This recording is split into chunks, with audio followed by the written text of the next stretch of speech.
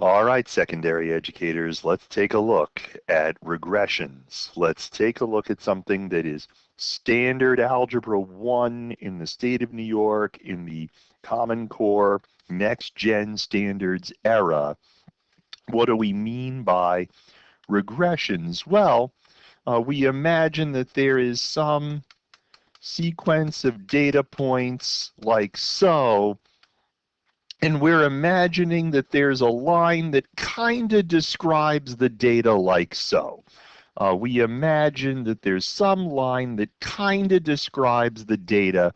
Not all of the points lie on any one line, but there's one line that does better than the rest. What does that mean, better than the rest? Well, we figure out the vertical distances of every point to that line, and then we minimize the sum of the squares of the errors. We minimize the sum of the squares of the errors. We know why we don't minimize the sum of the errors, right? Because that's 0. Well, we minimize the sum of the squares of the errors from y equals mx plus b.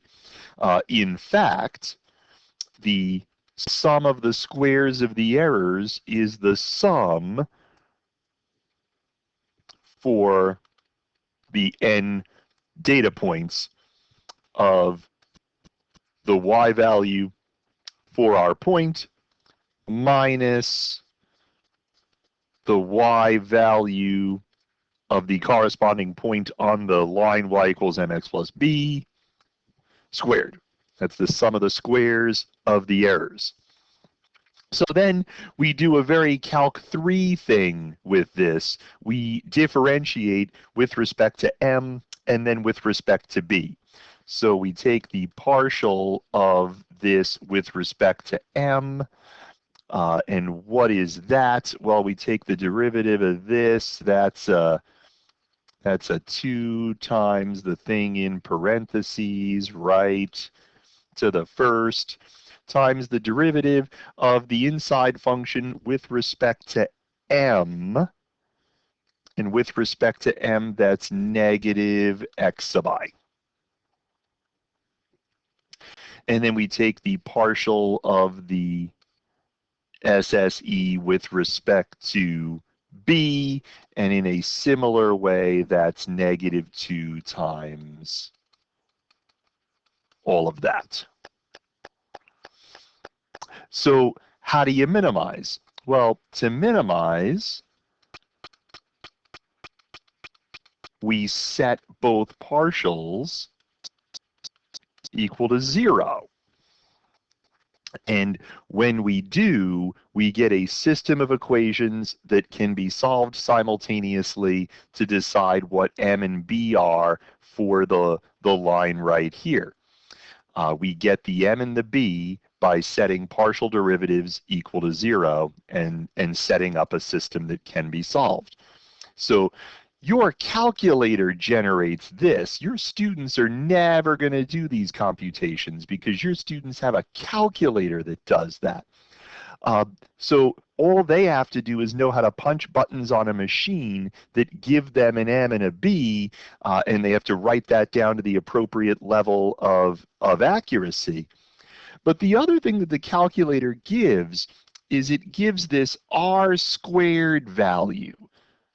What is R squared? What does that mean? Well, we know that R is a correlation coefficient, and your Prob and Stats course taught you how to compute that. But I want to remind us what this means. This is an indicator of the proportion of variation explainable by random chance. It's an indicator of how much of the variation is explainable by random chance.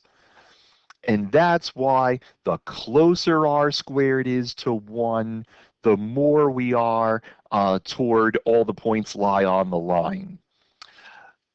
Because if all the points lie on the line, there is no random chance. There is no variation at all.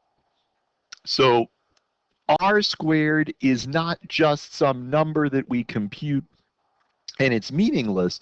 R squared is this number that we compute so that we can see, yeah, there's some variation.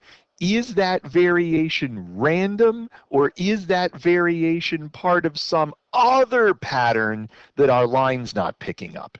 Is that variation part of some other phenomenon that we don't have accounted for here?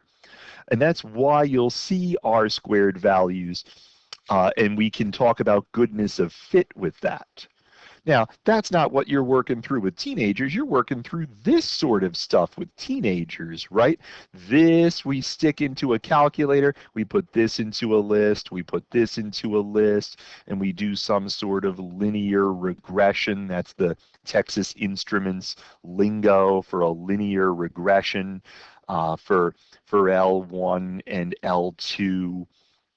And we punch the buttons and we come up with an answer. No problem.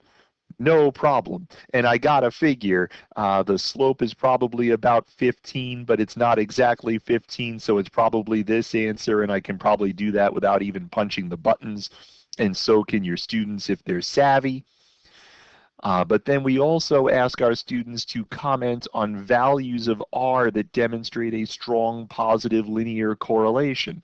Well, the closer we are to 1, the better, but remember, R squared is less than or equal to 1, so that's out, and 0.01 is out because it's not close to 1, and this is close to 1, and so we pick it.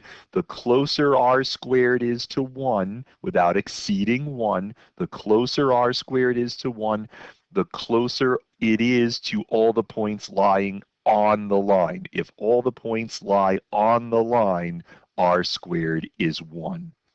So those are the pieces that you've got to remember as somebody that's going to teach regression to young people. Can I do one other thing really quick? And that is this. We cannot compare R values across types of regressions. That is to say, linear versus quadratic versus exponential. And this came up when the Common Core standards first came out.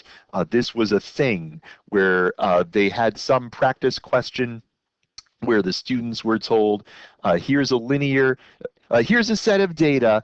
What type of regression best fits this? And a bunch of students decided, well, I'll just figure out the R values for the linear regression, the quadratic regression, for the exponential regression. And all of my friends that actually study statistics said, no, no, no, that is not okay.